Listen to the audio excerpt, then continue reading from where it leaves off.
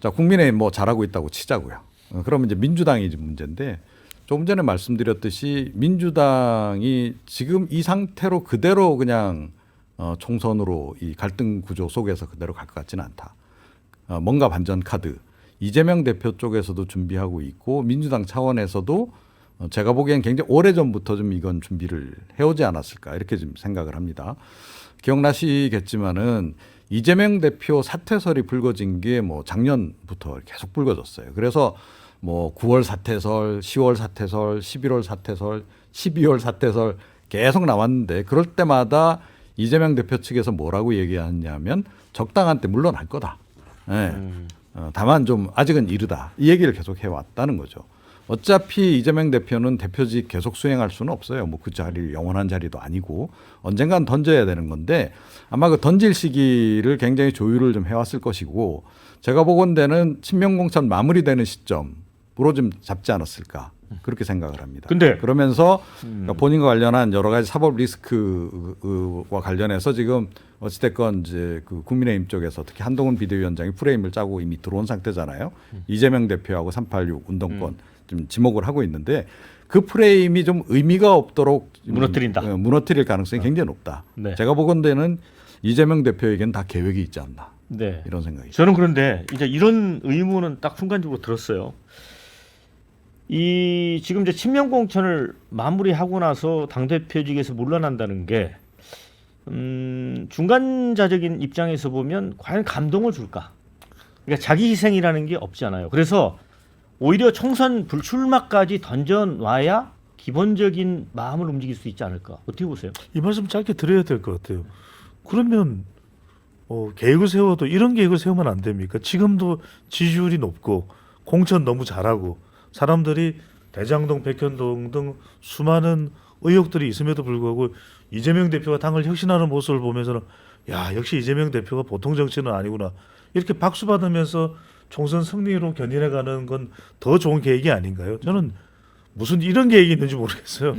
공천은 공천대로 엉망진창으로 비판을 받고 있는 그런 상황이고 심지어는 본인의 대학교 1년 선배고 지난 대선에서 민주연구원장을 했던 노웅래 의원이 단식을 하게 되는 상황입니다. 물론 뭐 돈다발 의혹이 있었으면 이것 자체를 승복할 수밖에 없도록 만들 수 있는 그런 노련함은 발휘를 못하는가요? 아예 발휘할 수 있는 그 준비가 안 돼 있는 건가요? 또 하나는 이제 뭐 박앵커께서 이 질문을 한 큰 이유는 그 부분일 겁니다. 이렇게 온갖 파장은 다 만들어 놓고 심지어는 김부겸 정세균 전 총리도 이런 식으로 하면 우리도 도와줄 수 없다고 하는 판에 다 이런 공천 논란되는 공천 다 끝내놓고 나는 이제 물러날 테니까 총선 결과는 뭐 이 비대위원장으로 들어오는 사람이나 끝까지 버텼던 친문 공천 탈락자들이 책임져라.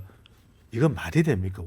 우리가 보고 싶은 것은 오늘을 사는 이 머리를 굴리는 그런 정치인이 아니라 내일도 살아있는 그런 정치인을 보고 싶어 하거든요. 그것이 우리 국민들이 유권자들이 원하는 정치인이죠. 네.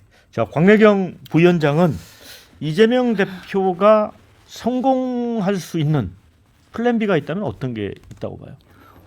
제가 이재명 대표 그 머릿속은 아무도 아마 그 가늠이 안 될 것 같고요. 네. 그러니까 이런 것 같아요. 이전에는 민주당을 지지하지 않는 분들이 이재명 대표가 뭐 좀 이 선에서 물러났으면 좋겠다 이런 마음이었다면 지금은 민주당을 지지하지 않는 사람도 그리고 민주당 당내에서도 뭔가의 이 모든 책임을 떠안고 이재명 대표가 뭔가를 결단을 좀 해줬으면 좋겠다라는 취지가 맞는 것 같습니다. 네. 이제 그렇다면 국민의 절반 이상이 그거에 동요한다고 보거든요. 네. 실제로 공천이라는 것은 서로 공감이 되고 납득이 돼야지 후보자들이 그럼 100기를 들더라도 100기를 흔쾌히 들 수 있는 건데 지금 그런 민주당 내에 그런 시스템이 되지 않았다라는 그런 문제점은 제가 지적하지 않아도 그냥 누구라도 알 수 있는 상황입니다.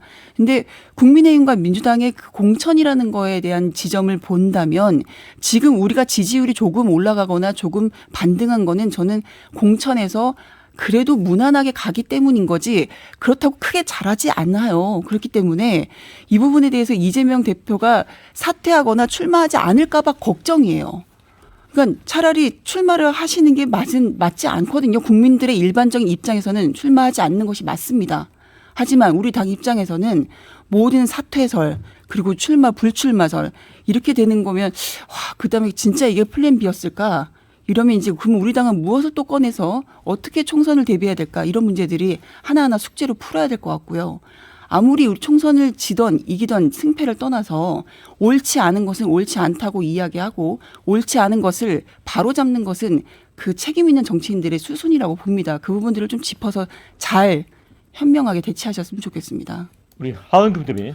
그 책임과 권한과 평가는 한 묶음이지 않습니까? 이미 공천 권한 다 행사해놓고 사퇴해 버린다는 건 도망가는 것밖에 안 된다고 생각하기 때문에 평가받고 책임져야 된다고 저는 생각을 합니다.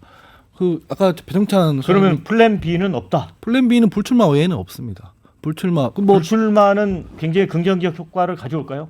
이재명 대표 포함해서 그 주변에 있는 분들, 제가 성함까지는 거론하지 않겠습니다만 사무총장이라든가 뭐 최고위의 몇 명이라든가 이렇게 해서 이게 뭐 비명 학살, 공천 학살이 아니다라는 걸 보여줄 수 있는 방법은 그거 말고 뭐가 있는가 싶어요. 뭐 그 외에 무슨 선대위 지휘권을 내려놓겠다, 뭐 이선 후퇴다 이런 거는 그냥 책임에서 멀어지는 것밖에 안 되기 때문에 실질적 수습책이 안 될 거라고 저는 생각을 하고요. 그 지난번에 아까 일부에서도 얘기했지만 윤석열 대통령 심판론이 되게 강한 상황에서 심판론이 희석되게 만드는 효과를 지금 민주당이 보이고 있어요. 왜냐면은 내가 지금 윤석열 대통령을 심판하고 싶었는데 당시에 그러면 심판하고 싶었던 사람한테 내가 왜 표를 줬더라? 아 이재명 대표 때문이었지. 이걸 지금 리마인드 시키고 있단 말이에요. 민주당이. 뭐 민주당이 조금 잘했거나 변하는 모습을 바뀌었거나 하면은 유권자들이 미안해 하겠죠. 아 그때 내가 투표 잘못했구나.